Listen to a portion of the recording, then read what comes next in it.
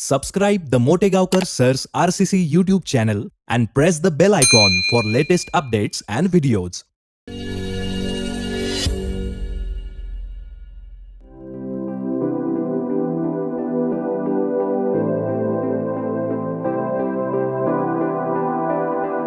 Hello everybody, कैसे हो मेरे प्यारे बच्चे। उम्मीद करता हूं कि आप सब लोग ठीक होंगे। और बताइएगा कैसे चल रहा है। बहुत बढ़िया। ये हम देख रहे हैं बेटा डायमेंशनल एनालिसिस, और बहुत सारे बच्चों का मैसेजेस भी आ रहा है। बहुत बढ़िया चल रहा है। मैं एक बात आपसे कहना चाहता हूं, ध्यान में रखिएगा। इलेक्ट्रिक सेक्शंस के जितने भी डायमेंशंस आते हैं ना, उन सारे डायमेंशंस को याद रखने का जरूरत नहीं है। बार बार मैं यही दोहरा रहा हूं और कह भी रहा हूं, फॉर्मूला याद रखना। क्या याद रखना? फॉर्मूला। करंट के लिए तो कोई प्रॉब्लम नहीं आता है, सिंपल एम्पियर आता है। हमें थोड़ी बहुत दिक्कतें आने लगती है जब हम चले जाते हैं मेरे प्यारे बच्चों वोल्टेज और रेजिस्टेंस की तरफ।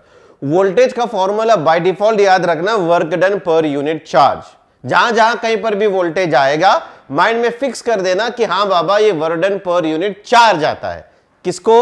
इलेक्ट्रिक पोटेंशियल को या इलेक्ट्रिक वोल्टेज को। Fine, work done per unit charge. और जब रेजिस्टेंस आता है तो उसमें वोल्टेज आता है। जहां जहां वोल्टेज आएगा, इलेक्ट्रिक पोटेंशियल जहां जहां आएगा, वर्क डन बाय चार्ज। ये ध्यान में रखना है बेटा, बाकी और दूसरा कुछ भी नहीं है। इट्स अ की पॉइंट। क्या सर जी?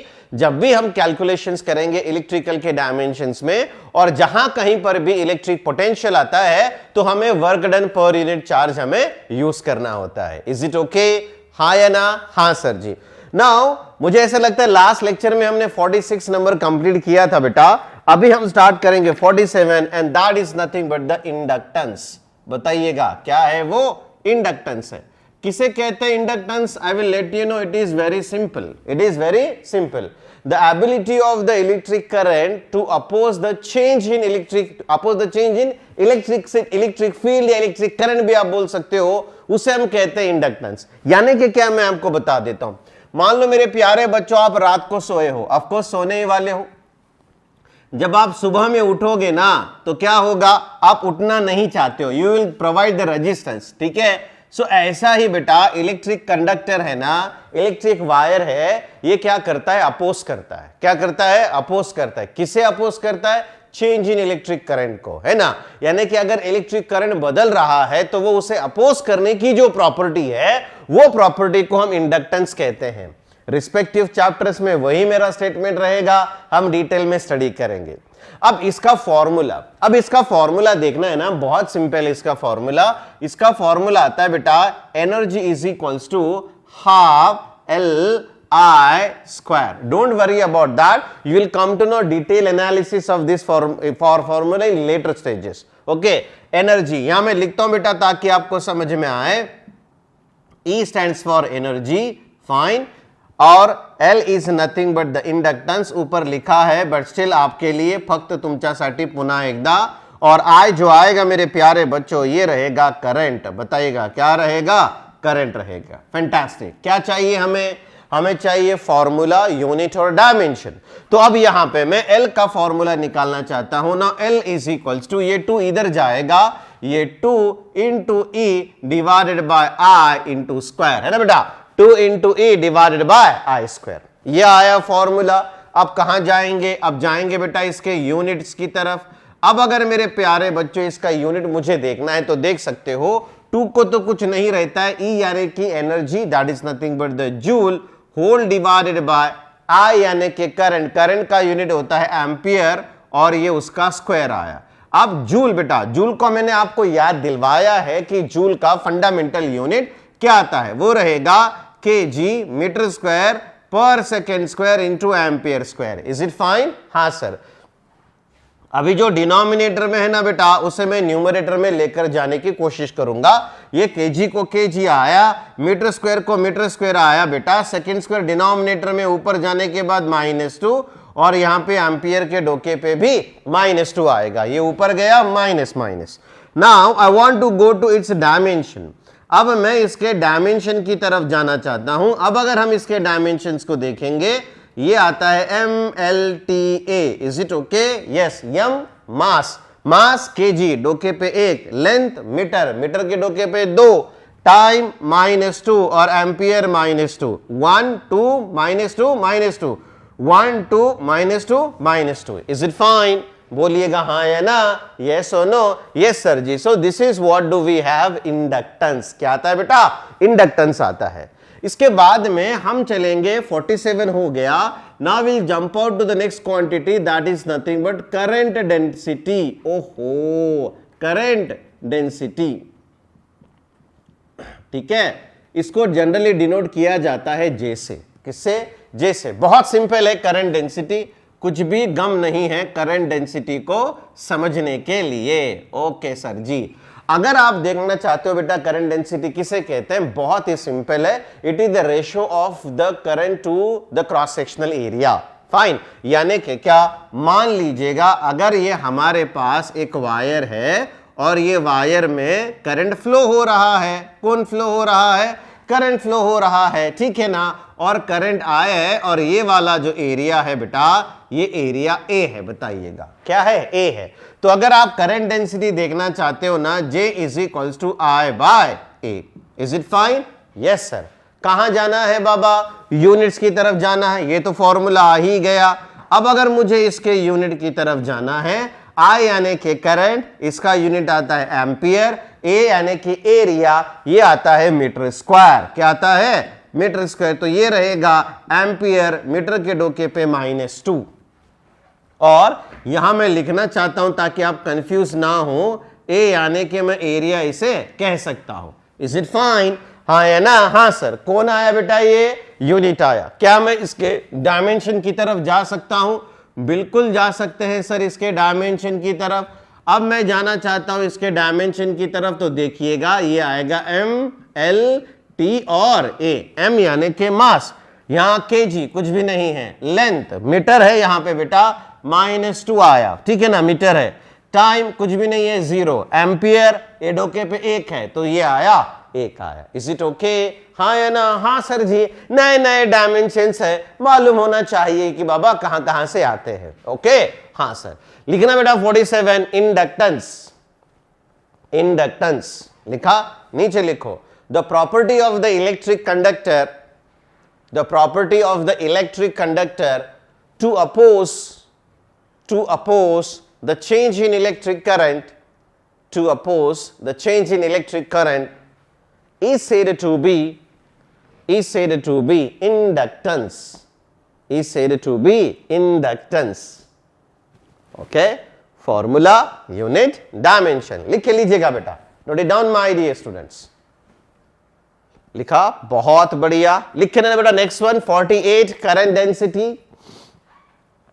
करंट डेंसिटी नीचे लिखो बेटा, the ratio of electric current to the area is said to be current density, is said to be current density। लिखा, बहुत अच्छे। लिख लेना बेटा ये सारा के सारा। लिख लिया? बोले yes or no? हाँ या ना? हाँ sir ji. Now we are going to jump out to the next quantity, that is nothing but the 49। quite interesting मेरे प्यारे बच्चों। अब ये जो क्वांटिटी है ना, ये क्वांटिटी बहुत सिंपल है, समझना है हमें। And this is nothing but permeability. ओहो, BILITY, ठीक है ना, परमिएबिलिटी। इसे हम कहेंगे म्यू नॉट। बोलिएगा क्या कहेंगे? इसे हम म्यू नॉट कहेंगे। तो यहां पे स्पेलिंग में हल्का सा करेक्शन, तो ये आएगा ऐसे, परमिएबिलिटी। किसे कहते हैं बाबा permeability? The ability of the material to pass the magnetic lines of force. कौन से लाइंस ऑफ फोर्स?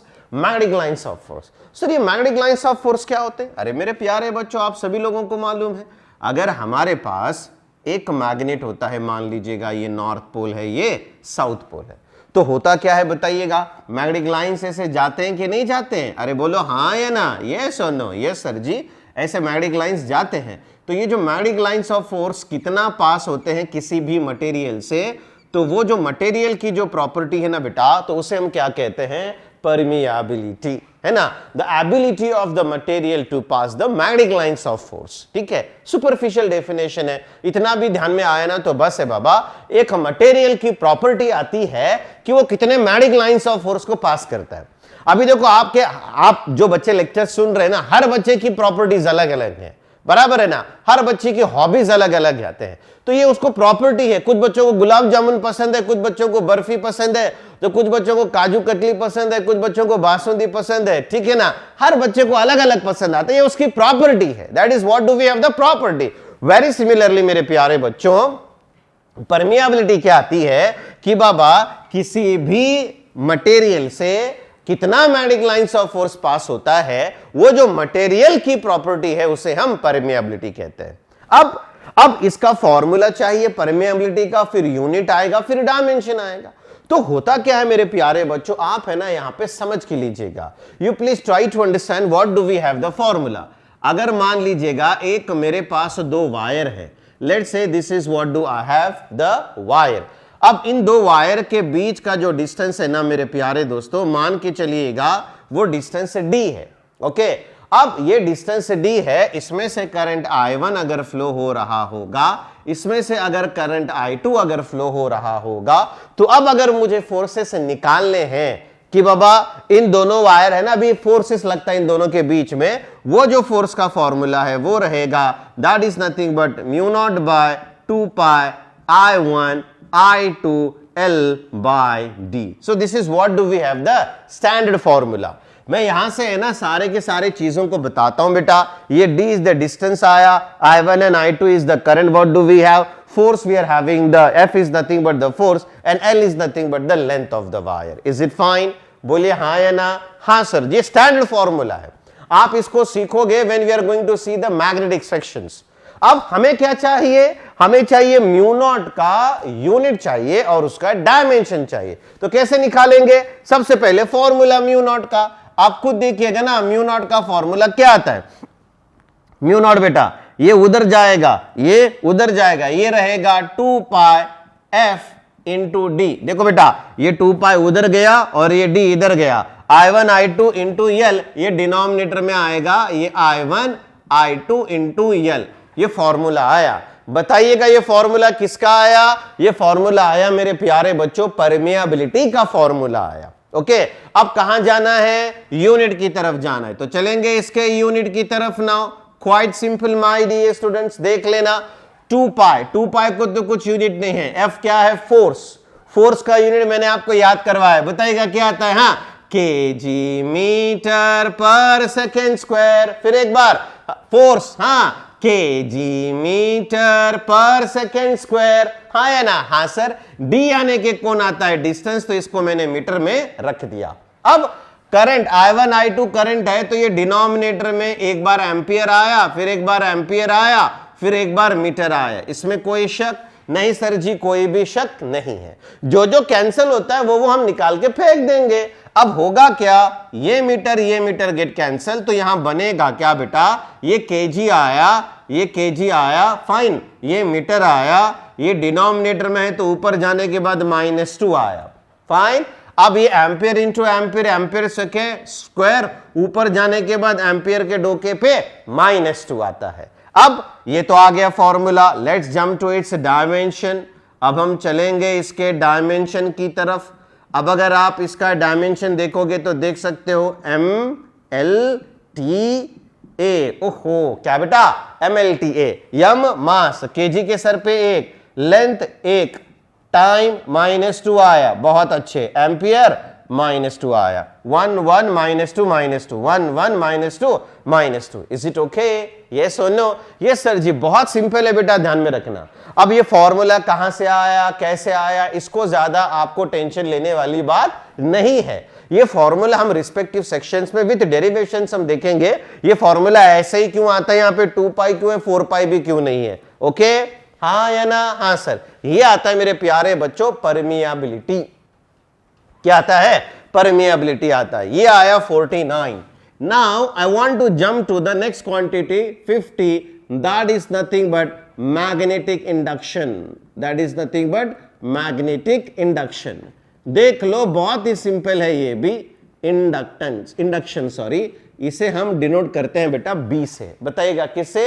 B से हम इसको डिनोट करते हैं। अब अगर आप देखोगे ना मैग्नेटिक इंडक्शन, ये एग्जैक्टली क्या होता है? बहुत ही सिंपल है। मैं आपको एक बात बताता हूं, मान लीजिएगा मेरे पास एक बहुत बढ़िया मैग्नेट है, let's say this is what do I have the north pole, ठीक है, यहां पे मेरे पास एक मैग्नेट है, let's say consider it as a north pole. Very similarly और एक दूसरा मेरे पास मैग्नेट है, let's say it is what do we have the south pole, ठीक है। चलिएगा ये यहां पे ऐसा एक मैग्नेट है और यहां का ये जो सेक्शन है ये साउथ पोल है। समझ में आ रहा है बेटा? 3D डायग्राम, ये नॉर्थ पोल आया, ये साउथ पोल। अब यहां पे एक मटेरियल है, लेट्स से I do have one particular material, iron bar. कौन सा बार? Iron bar. मैं आपको सिखा रहा हूं कि मैग्नेटिक इंडक्शन क्या होता है। What do we have the exactly meaning of the magnetic induction. अब ये आयरन बार को मैंने यहां का नॉर्थ पोल, यहां का साउथ पोल रख दिया है, तो ये आयरन बार भी है ना कुछ प्रॉपर्टी लेगा, कुछ प्रॉपर्टी लेगा। किसके प्रॉपर्टीज लेगा? यहां से जो लाइंस निकलेंगे, इलेक्ट्रिक लाइंस ऑफ फोर्स, और यहां पे जो चले जाएंगे ना, तो वो यहां से electric lines of magnetic lines of force यहां से निकलेंगे और यहां जाएंगे। अब ये जो आयरन बार है ना, ये आयरन बार कुछ अपने अंदर मैग्नेटिक की प्रॉपर्टीज लेगा। ये आयरन बार कुछ अपने अंदर मैग्नेटिक की प्रॉपर्टीज लेगा। वो जो मैग्नेटिक के प्रॉपर्टीज रहेंगे ना, बराबर है बेटा, वो कितना इंड्यूस होते हैं उसे हम कहेंगे मैग्नेटिक इंडक्शन। क्या कहेंगे?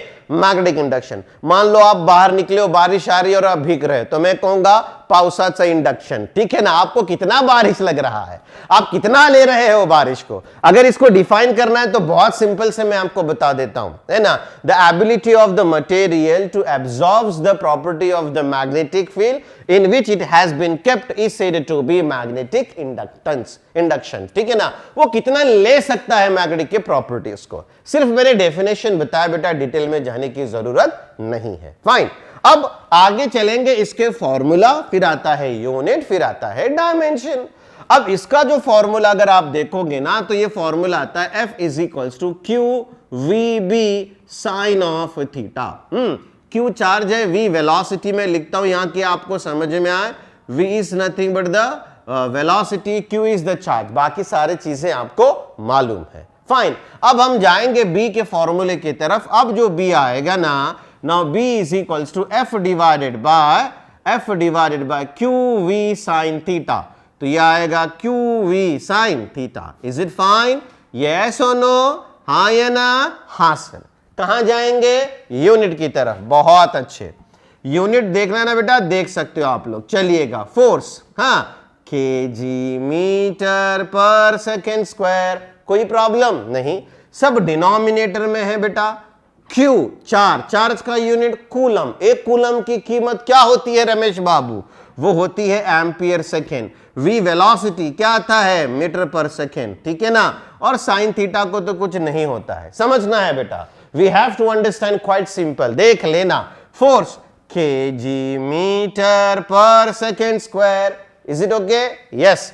Q charge, coulomb, ampere second, V velocity, metre per second. जो जो कैंसिल होता है उसको निकाल के फेंक देंगे, ये गया और ये गया। अब अगर आपको फाइनली यूनिट देखना है तो देख सकते हो, ये केजी आया बेटा, यहां पे मीटर और मीटर भी जाता है। हमने देखा नहीं तो अब हमने देख लिया, ठीक है। अब ये सेकेंड स्क्वायर ऊपर गया, सेकेंड के डोके पे -2 आया, एम्पियर ऊपर गया, एम्पियर के डोके पे -1 आया। अब मैं जाना चाहता हूं इसके डायमेंशन की तरफ। बताइएगा किसकी तरफ? डायमेंशन की तरफ। तो क्या आता है? MLTA। बोलो क्या आता है? MLTA। मास केजी, डोके पे 1, लेंथ कुछ भी नहीं दिख रहा है ना। यहां का जो मीटर था ये वेलोसिटी ने खींच के ले लिया तो चला गया, कुछ भी नहीं है तो 0 है। T -2 आया, एम्पियर के डोके पे -1 आया। Is it okay? Yes sir. ये आता है बेटा मैग्नेटिक इंडक्शन। ओके, चलो लिख के लेना मेरे प्यारे बच्चों। Next one, permeability. परमियाबिलिटी 49 लिखा, नीचे लिखो बेटा। The ability of the material, the ability of the material to pass the magnetic lines of force, to pass the magnetic lines of force is said to be permeability, is said to be permeability। लिखा, बहुत अच्छे। यहां से बेटा यहां तक लिख के लेना पूरा के पूरा, note it down। okay, next one, magnetic induction. Magnetic induction. The ability of the material to take the magnetic properties, when kept in external magnetic field, is said to be magnetic induction. लिखा? बहुत अच्छे, ये पूरा लिख के लीजिएगा बेटा, note it down my dear students. लिख लिया? यस और नो? यस सर जी। अब हम चलेंगे कुछ लास्ट रिमेनिंग के 3 छोटे छोटे क्वांटिटीज मेरे प्यारे बच्चों, ठीक है ना? And may be will start with the applications of dimensional analysis in next class. तो अब हमको देखना है ग्रेविटेशनल फील्ड। ओहो, ग्रेविटेशनल फील्ड इंटेंसिटी, ठीक है ना? ग्रेविटेशनल फील्ड इंटेंसिटी बहुत सिंपल है, ध्यान में रखिएगा। जैसे हमारे पास इलेक्ट्रिक फील्ड इंटेंसिटी आया था ना? Yes sir. Electric field intensity क्या था बताइएगा? Force per unit charge. तो यहां पर ग्रेविटेशनल फील्ड इंटेंसिटी को I से डिनोट करते हैं बेटा। बताइएगा किससे डिनोट करते हैं? I से डिनोट करते हैं। और ये अगर इंटेंसिटी अगर आप देखोगे तो ये रहेगा फोर्स पर यूनिट मास। यानी कि क्या? The gravitational field intensity can be simply define as the ratio of force per unit mass, है ना? फोर्स डिवाइड बाय मास अगर हम करेंगे तो हमें क्या मिलता है बताइएगा? ग्रेविटेशनल फील्ड इंटेंसिटी हमें मिलती है। अब अगर आपको, ये तो है स्टैंडर्ड फॉर्मूला जो हम ग्रेविटेशन चैप्टर में सीखेंगे। कहां सीखेंगे? ग्रेविटेशन चैप्टर में। अब आता है इसका यूनिट, बताइएगा क्या आता है मेरे प्यारे बच्चों इसका यूनिट? मैंने आपको फोर्स का यूनिट तो बता ही दिया है। F के लोकेशन पे तो फोर्स आता है, यहां M का जो लोकेशन रहेगा उसे हम मास कहेंगे। बताइएगा क्या कहेंगे? उसे हम मास कहेंगे। अब F जो आता है ये फोर्स है, फोर्स का यूनिट बोलिएगा kg metre per second square. फिर एक बार कहना क्या है? kg metre per second square. यम यानी के मास, ये मास आया, kg आया। कौन आया? kg आया। बराबर है? हाँ सर जी बराबर है। kg get cancel. अब ये सेकेंड स्क्वायर ऊपर जाने के बाद ये रहेगा m s to the power -2। क्या रहेगा? m s to the power -2। ये आया यूनिट बाबा। कहां जाएंगे अभी हम? इसके डायमेंशन की तरफ। कहां जाएंगे? डायमेंशन। अब डायमेंशन देख लेना, MLT। ओके, M यानी के मास, कुछ दिख रहा है? नहीं। L यानी के लेंथ, 1 आया। T यानी के टाइम, ये आता है -2। Is it okay? हाँ या ना? हाँ सर। कौन मिला बताइएगा? Gravitational field intensity is nothing but the ratio of force per unit मास। समझ में आया? हाँ सर जी। अब चलेंगे और एक ब्यूटीफुल क्वांटिटी की तरफ। And this quantity is nothing but एक कांस्टेंट है बेटा जिसे हम कहते हैं बोल्ट्जमैन कांस्टेंट। बताइएगा कौन सा कांस्टेंट? बोल्ट्जमैन कांस्टेंट, ठीक है ना? यस और नो? यस सर जी, बोल्ट्जमैन कांस्टेंट। चलिएगा इसको डिनोट करते हैं Kb से। बताइएगा किसे डिनोट करते हैं? Kb से। अब हम सीखने वाले हैं थर्मल सेक्शन। थर्मल सेक्शन में हमारे पास एक बहुत ही ब्यूटीफुल चैप्टर है।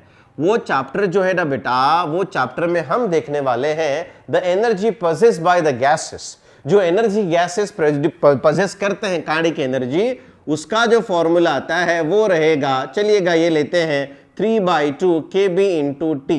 बोलो क्या है? 3/2 kb इंटू टी। अगर आप E देखना चाहते हो तो इसे हम कह सकते हैं ये काइनेटिक एनर्जी है। ओहो, कौन सी एनर्जी है? काइनेटिक एनर्जी है। T क्या आता है? What is this T? T is nothing but temperature. बताइएगा कौन है मेरे प्यारे बच्चों? T टेम्परेचर रहेगा। अब हमें क्या चाहिए? अब हमें Kb का फॉर्मूला, फिर यूनिट, फिर उसका डायमेंशन। अभी Kb अगर मुझे फॉर्मूला चाहिए तो आप देख सकते हो Kb ये इधर जाएगा, ये रहेगा 2E बाय, देखो बेटा 2 इंटू E बाय 3T। ये आया 3T। Is it okay? Yes sir. अब हमें जाना है इसके यूनिट की तरफ। ओहो, किसकी तरफ? यूनिट की तरफ। खुद बताइएगा, 2 को कुछ है? नहीं है, मतलब यूनिट नहीं है। 3 को कुछ है? कुछ भी नहीं है। E क्या है? एनर्जी है। एनर्जी का यूनिट जूल आता है, मगर हम उसको क्या लिख सकते हैं बताइएगा? हाँ, केजी मीटर स्क्वायर पर सेकेंड स्क्वायर इनटू टी कौन है बेटा? टेम्परेचर आता है। और टेम्परेचर अगर आप देखोगे तो क्या लिखते हैं हम उसको? केल्विन लिखते हैं। बहुत बढ़िया। अब जो डिनोमिनेटर में है उसे हम न्यूमरेटर में लेकर जाएंगे। कैंसलेशन तो कहीं भी नहीं दिख रहा। केजी आया, मीटर स्क्वायर आया, केजी आया, मीटर स्क्वायर आया, ये ऊपर गया तो एस के डोके पे -2 और केल्विन के डोके पे -1। देखो बेटा, KG metre square minus S to minus K1। Now I want to jump to its dimension now. अब मुझे इसके डायमेंशन की तरफ जंप करना है। अब अगर मुझे इसके डायमेंशन की तरफ जंप करना है तो आप देख सकते हो MLTA, बोलिएगा MLTA। M यानी कि mass, kg 1, length metre 2, T time -2, ampere यहां पे एम्पियर नहीं है बेटा, ये केल्विन है। ये केल्विन के डोके पे -1 आया K के लोकेशन पे, ठीक है ना। एक बार देखेंगे, मास के 1, मीटर को 2, टाइम यस बराबर है, यहां मैंने एम्पियर लिखा था तो एक्चुअली टेम्परेचर है। Is it okay? हाँ है ना? हाँ सर। तो ये आता है मेरे प्यारे बच्चों बोल्ट्जमैन कांस्टेंट। बताइएगा कौन सा कांस्टेंट? बोल्ट्जमैन कांस्टेंट, ठीक है? हाँ है ना? हाँ सर। और एक कांस्टेंट लेते हैं, फिर उसके बाद में हम रुक जाएंगे। Now we are having the next one is nothing but Stefan's constant. बताइएगा कौन सा कांस्टेंट? Stephen's constant. बहुत ही सिंपल है, ध्यान से सुनिएगा। It is quite simple. आपको ब्लैक बॉडी रेडिएशन मालूम होगा। ब्लैक बॉडी, यस और नो? यस सर, हमने सुना है सर ब्लैक बॉडी। बहुत सिंपल है। तो स्टीफन्स का लॉ वहां पर वर्कआउट करता है regarding the black body emission. अब ये क्या कहता है मालूम है क्या? स्टीफन का लॉ, अगर आपके पास एक ब्लैक बॉडी है, if you do have one particular black body, so amount of heat radiated per unit time per unit area is directly proportional to 4th power of absolute temperature of the black body। ठीक है। अब ये sir के ऊपर से गया आपके, बराबर है। मैं ये नहीं कहता कि आपके पास माइंड नहीं, बिल्कुल है आपके पास माइंड मेरे प्यारे बच्चों, मगर ये हम कहां देखने वाले हैं डिटेल में? थर्मल एनालिसिस के टाइम पे। कहां देखने वाले हैं? थर्मल एनालिसिस के टाइम पे। तो ब्लैक बॉडी रेडिएशन क्या कहता है मालूम है क्या? मान लीजिएगा ये हीट रेडिएट कर रहा है। ये क्या कर रहा है मेरे प्यारे बच्चों? हीट रेडिएट कर रहा है। कौन? ब्लैक बॉडी, ठीक है ना। तो स्टीफन का लॉ क्या कहता है? Amount of heat transfer per unit area per unit time is directly proportional to amount of heat transfer per unit area per unit time is directly proportional to 4th power of absolute temperature। Fine, इतना ध्यान में रखना। अब Q divided by A into T, जब भी physics में proportionality की sign आती है तो एक कांस्टेंट जरूर मिलता है। तो यहां आएगा sigma T to the power 4। Okay, हाँ सर। मुझे क्या चाहिए? मुझे चाहिए sigma. Sigma is nothing but the Stefan's constant. अब यहां से मैं आपको एक एक क्वांटिटी बताता हूं। Let's say Q is nothing but heat, है ना, amount of heat radiated. Heat लिखिएगा, कोई प्रॉब्लम नहीं। A के लोकेशन पे हम लिख सकते हैं एरिया, T के लोकेशन पे हम लिख सकते हैं टाइम, और कैपिटल T जो बनेगा, कैपिटल T मेरे प्यारे बच्चों, ये रहेगा टेम्परेचर। बताइएगा क्या रहेगा? टेम्परेचर रहेगा। Is it okay? Yes sir. अब क्या है? अब हम सिग्मा का फॉर्मूला निकालेंगे। तो अभी जो सिग्मा आता है ना, सिग्मा आप खुद देख सकते हो। सिग्मा बेटा ये यहां पे इधर आएगा, तो फॉर्मूला क्या बनता है? Q, देखो बेटा, Q divide by A T capital T to the power 4, A into small t capital T to the power 4। Is it okay? हाँ है ना? हाँ सर जी। चलेंगे इसके यूनिट की तरफ अभी। Now will jump out to the unit. Q को हमने क्या कहा था? हीट है मेरे प्यारे बच्चों। अब अगर हीट है तो यूनिट क्या आता है? जूल। जूल का फंडामेंटल यूनिट फिर एक बार कहिएगा। हाँ, केजी मीटर स्क्वायर पर सेकेंड स्क्वायर। कोई प्रॉब्लम नहीं। अब सारे के सारे क्वांटिटीज है ना, डिनोमिनेटर में आ रहे हैं। बताइएगा कहां आ रहे हैं? Denominator. Area metre square into time second, temperature kelvin के डोके पे 4। हाँ है ना? हाँ सर। जो जो कैंसिल होता है उसको निकालेंगे, बाकी सब रख देंगे। ये गया, ये गया, तो बनेगा क्या बेटा? ये आएगा kg, ठीक है ना। Second into second square, second cube ऊपर लेकर जाएंगे तो -3 रहेगा। और केल्विन को ऊपर लेके जाओगे तो ये आता है -4। कोई प्रॉब्लम नहीं सर जी, कोई भी प्रॉब्लम नहीं है। अब हम चलेंगे इसके डायमेंशन की तरफ। Now will jump out to its dimension. तो आप देख सकते हो बेटा इसका डायमेंशन क्या आता है, ये रहेगा MLTK। M मास, डोके पे 1, लेंथ मीटर, कुछ भी नहीं है तो 0 आया। T टाइम -3 और ये आएगा -4। Is it okay? अरे बाबा हाँ या ना? हाँ सर जी। तो ये आता है बेटा स्टीफन्स कांस्टेंट। बताइएगा क्या आता है? ये स्टीफन्स कांस्टेंट सिग्मा आता है। बहुत सिंपल है, ध्यान में रखिएगा। ब्लैक बॉडी रेडिएशन ये हम डिटेल में देखने वाले हैं। कहां पे? थर्मल सेक्शन में, जब हम देखेंगे हीट ट्रांसफर का section. Is it fine? Yes sir. लिख के लीजिएगा बेटा नेक्स्ट वन 51 है ना, gravitational field intensity. Note it down my dear students, gravitational field intensity लिखा, नीचे लिखो बेटा the ratio of force per unit mass is said to be gravitational field intensity,